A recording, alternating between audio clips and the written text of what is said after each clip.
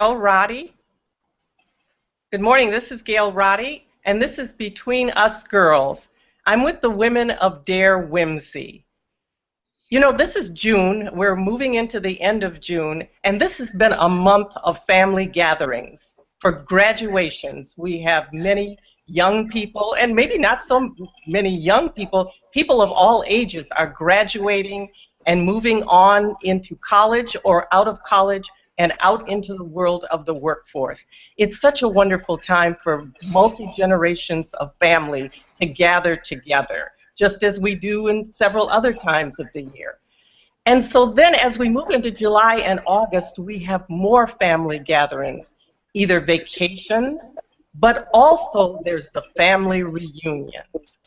This is another time where we have multi-generations gathered together. I have a couple of friends whose family reunions bring in people from all over the world. And is that ever exciting for them to gather together once every few years? Now, if you're like me and of the baby boom generation, you remember that it was about 30 years ago when things started to change, when you didn't have families living as close together, whether in the same house or even in the same home. But our parents' generation, this was quite common to have great-grandparents, grandparents, parents, and children all living in the same home or next door to one another, and the wisdom of each generation was shared with all the family members. Now, in my family, I grew up here in Minnesota, but both my parents were from rural Arkansas. And at that time, they moved north to have a different life than they could experience in Arkansas. And it was such an exciting time for my parents to go off on a new adventure and start a new life. But they did have to leave their family of origin, and that was also a little bit frightening. One of my fondest memories of multi-generational communication was to pile into the car every summer and go to Arkansas and visit with the relatives. I bet a lot of you can remember that too. And the fondest thing I remember is the women in the kitchen at my grandmother's house. There would be the queens, the great-grandmothers who were sitting in the rockers, and their presence there was so powerful for me. They didn't often say a word, but it was just their presence of being there with several generations of women. One of the things I remember is a group of nursing mothers sitting together. And one woman had twins. And after her, I assume it was her sister or cousin, finished nursing her child, she passed one of the twins to her sister, and she nursed the child. Women not only communicated together, they literally helped one another share life. So that's our topic today, intergenerational women sharing. The girls sharing the wisdom with grandmothers, grandmothers sharing their wisdom with mothers and daughters. Today we have Sweetie Berry, and we also have Dr. Edith Johnston.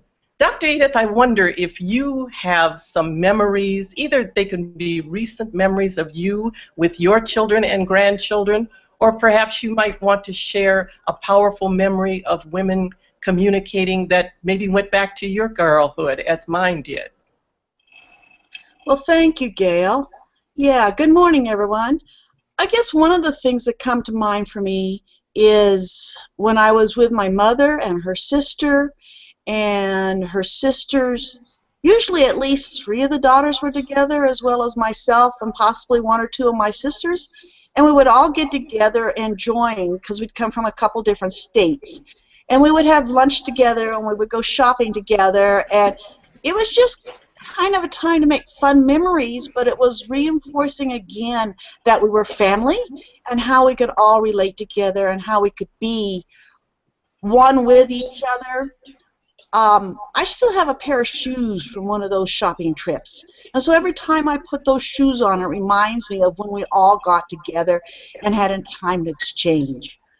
Other times I remember it would be more like an impression, like with my grandmother on my father's side. We lived in her house for a while, and so to be able to just be with her, she was a real strong woman, and she would have things to say, and she would say, I don't think that's something you want to do, because you have to stop and think. I was small and I was exploring the world. Don't think that's what you want to do right now. And yet her welcomeness and her fullness and her open of her house to our family while my father was across the ocean was really a special memory too. I think now of times I only have 2 sons, so I don't have a daughter, but my daughter-in-laws are special for me and have time with them. One of my daughter-in-laws is a teacher, and so sometimes we sit down and compare different techniques, different stories, different frustrations as we've worked with different individuals, and hers is 2nd grade students, and I've had the opportunity then to work with the younger students too, even though my predominance is to work with teenagers and adults. But to be able to share those times and to compare notes, and it's a mutual exchange. I learn from her, and I'm able then to share some things with her that enlightens her perspective so that we can too. But it gives her common ground to have a little different perspective, to be able to share her concerns too with her students. So yes, this intergenerational sharing, both for family, for professionally, for building relationships, even among Gail and I and Sweetie and all the other women of Dare Whimsy, we are all a wide variety of ages, and we exchange our experiences and our friendships. So intergenerational meetings are fabulous. Well, thank you, Edith. That was wonderful. That brought back even more memories for me. You know, you mentioned the impressions that were given by the shoes, how you still remember those shoes and still wear them to this day, and how your grandmother often was not saying anything, but you remember the power of her presence. That is so wonderful to hear about. Sweetie Berry, I wonder if you could share with us a story that you remember of a woman intergenerationally conversating with you and sharing her wisdom with you. Good morning, Gail, and good morning, Dr. Edith.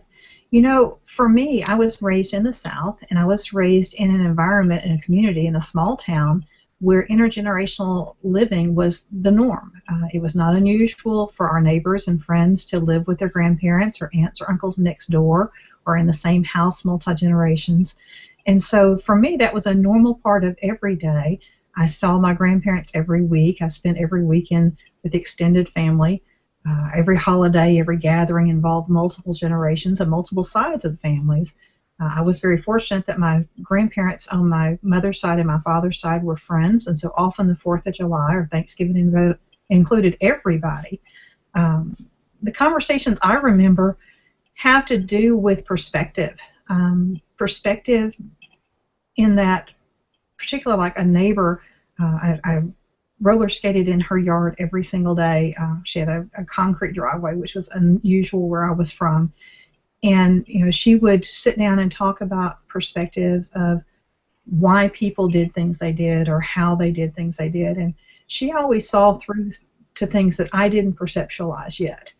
She would say things like, well, do you think they feel left out?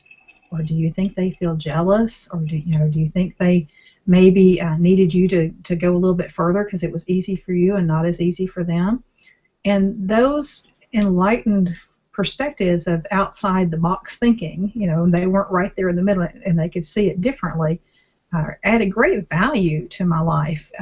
And the show-how time, we had lots of show-how time. That particular neighbor, every time if she invited me in or to the patio part of their driveway, she would serve a tea biscuit and a cup of lemonade or a cold drink of water, and she would take time to put a napkin under the cup, and she would take time to put a napkin over the food as she brought it out, and to take time to be pleasant. And she talked about that a great deal, that, you know, I could just slop this out on a plate for you, or we can take time to make it an event. And, you know, that perspective has really stayed with me my whole life, and those who are around me long know that I like to make it nice. I like to make an experience of something, and a lot of it has to do with Mrs. Stone next door. I think also that the intergenerational part of it matters so much because life is so fleeting.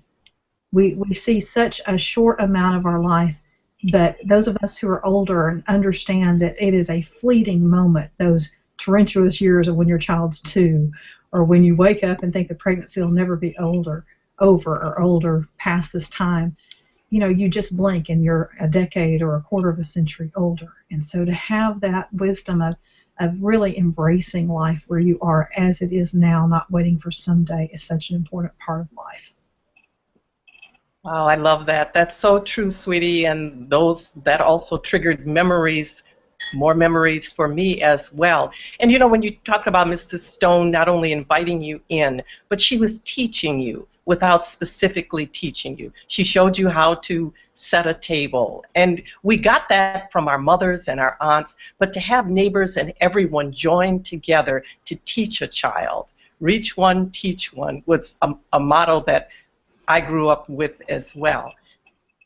I remember the story of the nursing mothers. Now, growing up in the North, I remember at 10 years old not really even knowing that babies were nursed. I mean, it sounds crazy, but I didn't. But going south and seeing these nursing mothers in the kitchen where women gather was such a powerful learning for me without them actually teaching me. They did what was normal for them at the time and the space they were in. As you said, the South was so much different.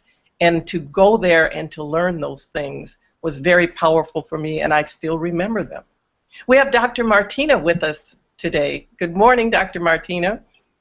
Good morning. You Sorry, I'm a little bit late. You as a physician truly see intergenerational women coming to you from puberty through menopause. You have the spectrum of women coming and sharing their thoughts about their body as well as their emotional bodies. Do you have a story that you can share with us about an intergenerational conversation that impacted you, that imprinted on you, whether it's from your childhood or, say, sharing it from the standpoint of being a mother and a grandmother yourself? Of course, I have many stories. Probably the most significant person in my life when I was a teenager was my pastor's wife, Mrs. Upshaw. They were new to the congregation at about the time that my puberty was starting. And you guys have heard me say before, my mother was never warm and fuzzy, but I found a lot of nurturing in Mrs. Upshaw as I grew up. We'd sit and talk, and over a glass of water, a glass of lemonade, about church life, about life. In addition to her, my fourth grade teacher is probably always going to be my best hero. You know, those of us who have a few talents that everybody else doesn't have, you know, sometimes we try to back off of those things so that we fit in. And I'll always remember the day that my fourth grade teacher, Mrs. Cryer, said, "You're much smarter than this." so it's time to get back to work and stop goofing off. And for the first time in my life, even though I was 8, I mean, that message stuck, and that's what got me going further down the road. There's also my grandmother, if we're going to talk about intergenerational.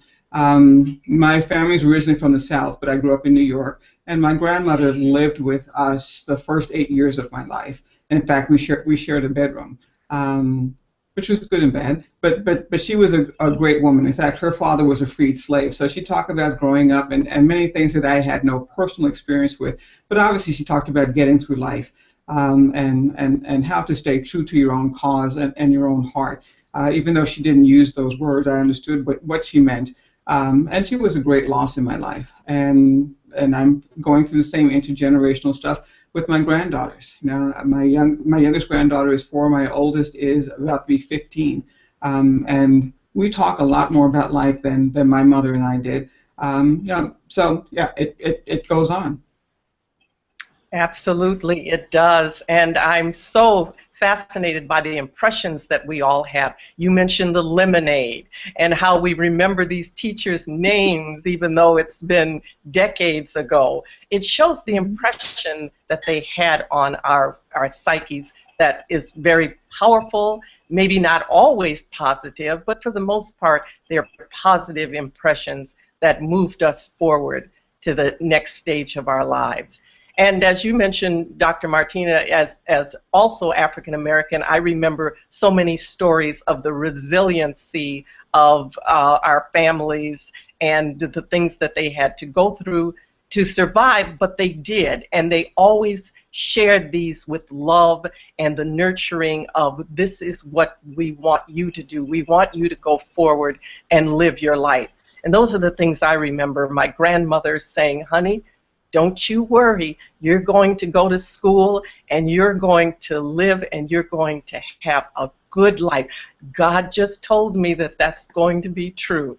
My grandmother both my grandmothers were strong, religious believing women, and they also believed in dreams. That's one of the things I really remember about going in the car to travel to Arkansas, is I could get with my grandmother and hear her dreams. Because you have to understand, this is the 50s. There wasn't a thing where you could Skype with grandma like you can do today, or you could even call her up. I mean, a long-distance phone call was a big deal, and you didn't just do that willy-nilly. It had to be a certain occasion. So I couldn't wait to get there, to sit at her knee while she braided my hair, and she would tell me a dream that she had the night before and give me the interpretation. And then the most wonderful thing, she'd ask my little 10-year-old self what I thought of the dream, what was my interpretation. And that was just something that I remember to this day. She believed dreams were God's whispers. And I would say, really, Grandma, God's whispers? So those things really stick with us. Dr. Edith, now, were your grandparents fully in your life, or did they live somewhere else? I know you said you were an Army brat, and so you traveled all over, so you really didn't have your grandmother with you all the time, correct? Correct. Yeah. Grandma wasn't there all the time, and then on the other side of the family, I did not meet my biological grandmother.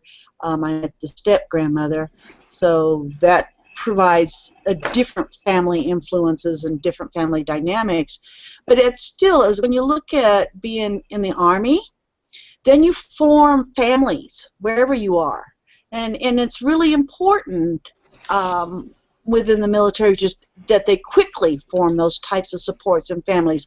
So there were women's clubs, and there were still the activities that brought families together so that we shared different things, whatever community we were in, and especially if it was a time when the spouses, and at that time it was mostly the women at home and the men overseas when I was growing up. There's more women now, and that's a reverse scenario now, but at that time it was mainly the men that were overseas. And so when you would have a whole base and there might be a dozen men on it, and you have 300 families there.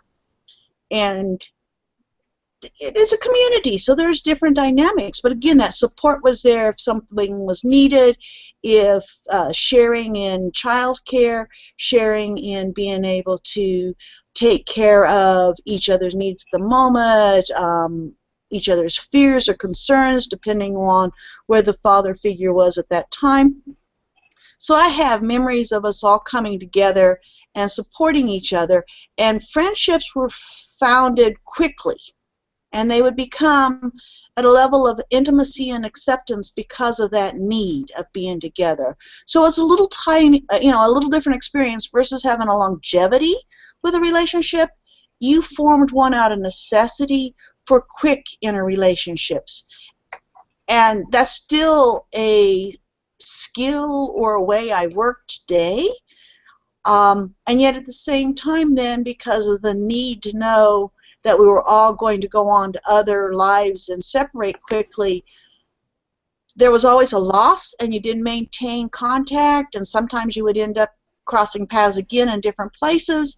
But at the same time, it was an acceptance of coming and going, and it was a way to adjust to that ever-changing dynamic and community that you were within. So intergenerational, yeah, we had those that were military wives for 20 years, and we had those that were military families for only the last 2 years.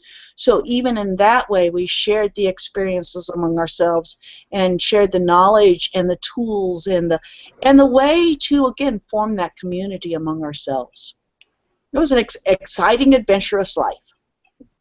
Wow, that's exciting. And that's so true, Dr. Edith, is that you can create family and community anywhere. In fact, it's a necessity for us to survive. We have to be able to go on and create other communities, especially once we grow up. We may move away from our family. Well, we don't ever lose the need for the connection with other people multi-generationally, so we can just create them. I tell the funny story about my mother. About 25 years ago, she realized she probably wasn't going to get any grandchildren.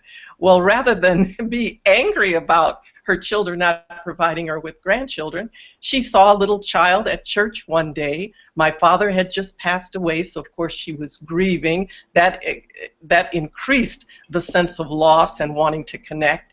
So my mother sees this little infant in church, and she asked the infant's mother, "I need a grandchild. May I be your child's grandmother?" And the mother said, of course. If she has two grandmothers, three would be fine. If you can find another grandmother for her, that would be good too. And so now that little infant is 28 years old, and she has been with my mother as her grandmother the entire time. I would go over to the house, my mother's house, and they would be having tea parties the way I did when I was 5 or 6. And so we have to create our community. If we want grandchildren, if we want children, if we want a grandmother, we sometimes have to go and get them. Sweetie, I'm wondering, now you have a daughter, and she's older now. Do you see the difference in the communication with her? I mean, I'm sure you do. It's different than when she was 5 or 10. Now that she's a grown woman, what do you see as something that really touches you, touches your heart about your connection with your daughter?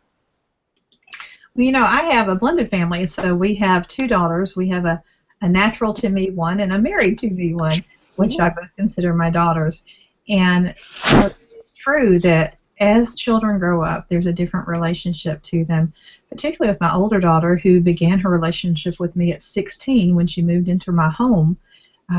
You know, at the beginning, I was just a foreigner. I was from a different state. She moved to that different state. It was a different place. It was a different set of values, a different set of household routines.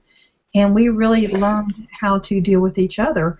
She was an organizer, and she's a manager, and she's an absolute gem of a person who can put things together, and I'm probably the hot mess. And so it was fun to see at that time who was mentoring who when we first came into the mix. And now later, as she's nearing in her early 30s, I think she is right at 30, she is a mom as far as she runs a household of children with disabilities, adult children with disabilities. She's a Hope House manager.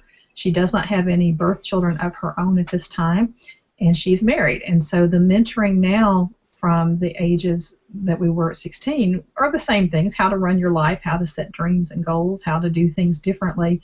But what I love seeing in her is her value of family, and her value and desire to have holidays, and her desire to create time with friends and extended family members, because, you know, blended families sometimes aren't as close. You're not as easily gathered because you have multiple family schedules to deal with. And she's adopted some of our ways of naming alternate holidays and non-traditional times to gather consistently, so that we're not having stress involved with everybody wanting December 25th or that type of thing.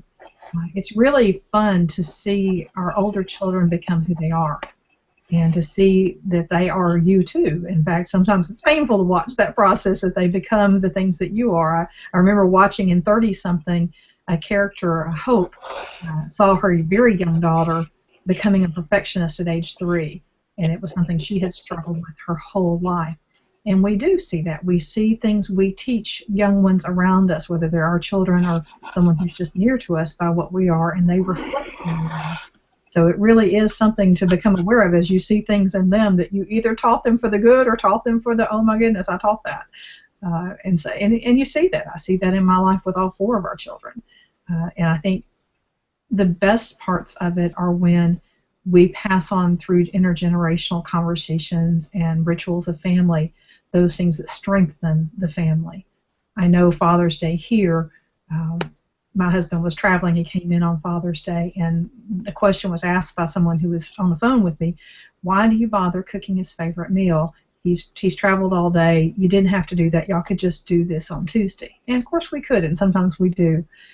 But in this situation, to me, it's important to set the table. It's important to make his favorite foods. It's important to cause a celebration, to celebrate and respect and have value for our father and stepfather on Father's Day, because it's important to him to be on the actual day. Now, for me, I probably could have done it on Wednesday or Thursday and been just happy for the stepmom or the mom's day, because I don't want to be in competition with a natural mom. I want them to have their time too. But in my husband's case, respecting him meant doing it on the exact day, because that's what's important to him. And we teach that intergenerationally too, that we teach to listen to the person's value, not just the rule of thumb of when something is. You know, is it important to be there as a person, or is it important to be there with something in hand to remember by? Is it important to be there on the phone, or is it important to be there in person?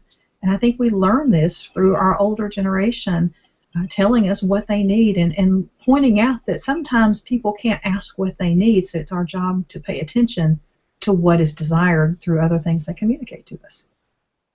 Oh, that's absolutely true, sweetie. And it's so important to listen. You brought it home, is that it's so important to listen as children, for us to listen to the older generation, and for the older generation to listen to children. That's what I try to do in my life, is to not discount the wisdom that comes from the younger people. So many of my peers say, Gail, you know, you've been mentoring teen girls for 20 years, and I don't know how you do it, and because they don't listen. But you know, they do. They do listen. You just have to be able to listen to them first. That's what I found to be true. Well, it looks like we're just about at the end of our show. This has been a wonderful conversation between us girls with the women of Dare Whimsy. So I'll turn it over to Sweetie to say the final comments. It has been a wonderful conversation. I love the fact that you have plays that are calling all women to the well, calling all mothers to the well, calling all friendships to the well, that you perform as a live act, where you're at schools, whether you're in auditoriums, and also in home theaters as well. It's an important conversation, and the scenes that you do are so poignant. They help remind all of us that we are important to each other, and each person in our community and our family has value, and the experiences we share and the stories we tell become part of our own lives. Each week, Dare Whimsy meets on Wednesdays through Between Us Girls, a live hangout as you've seen today. We share conversations about creativity and being a gifted woman. We hope that it helps you learn to release, relax, and become who you are as a gifted woman in a community of other gifted women. On Thursday, darewhimsy.com, our website and blog, has a feature that follows through the conversation, and our writers write a short, what we call sister post, that talks about how they deal with or their special memories on the topic at hand. We invite you to leave comments, and we invite you to leave your web address if you have one, for us to follow you home to read about your life as a gifted woman as well. We want this to be a community where you can learn to release, relax, and restore yourself, to come to a community of women who are willing to listen and to share the adventure of being a gifted or creative woman. We meet each Wednesday at 10 o'clock Central Time. We have archives available on YouTube. Our Google page is google.com/Dare Whimsy, all one word. We look forward to being with you, and we hope that you'll join us again. Thank you for coming. Thank you. Now hold just a minute. We're going to go off, and I will set us through. Thank you.